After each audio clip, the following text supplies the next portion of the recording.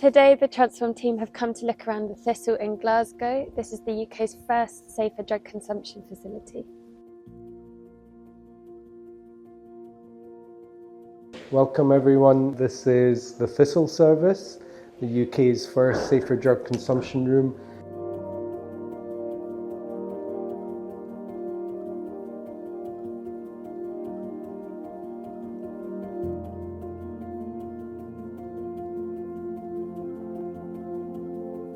So the model that we're trying to deliver is, of course, a safer place for people to use their drugs, inject their drugs, but actually it's a wider model around health and other care needs, and also early steps into treatment and care and recovery.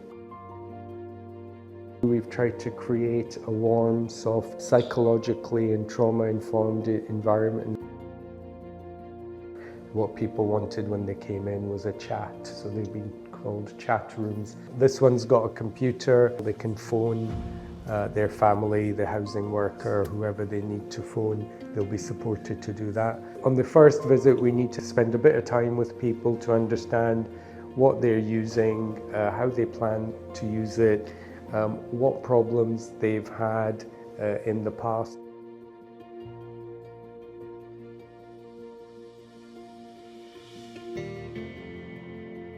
As we came through to the injecting space, you'll see it's called the using space. And all of that was about making it slightly less formal and a bit more welcoming. People come in, they'll speak to the staff, we talk to them about what equipment they're going to use, depending on where they're injecting, what they're using. It's trying to encourage people to think about where they're injecting and where's safe. We're using a lot of visual tools to really just engage with people and say, have a think about this, about the safety and the risks associated with that. Staff have got very creative with the screens. Screens are there for privacy, but the staff are still there and able to intervene and step in and give advice and monitor what's happening. Every time people use in here, they dispose of the equipment in here. So over 5,000 injections is over 5,000 times where needles haven't been shared. So this is the recovery area. So once somebody's injected, if they're a bit sedated or we're a bit concerned about them, we'll ask them to sit here for a wee while.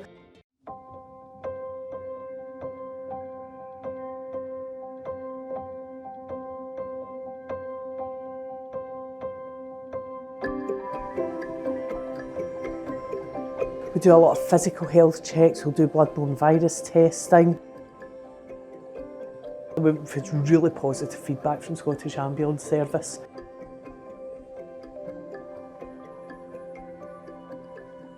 The amount of money we are saving acute hospitals is phenomenal already. If you think about 59 overdoses in here, and we've had, 11 ambulances? Yep. If that had been 59 overdoses in the street, that would have been 59 ambulances.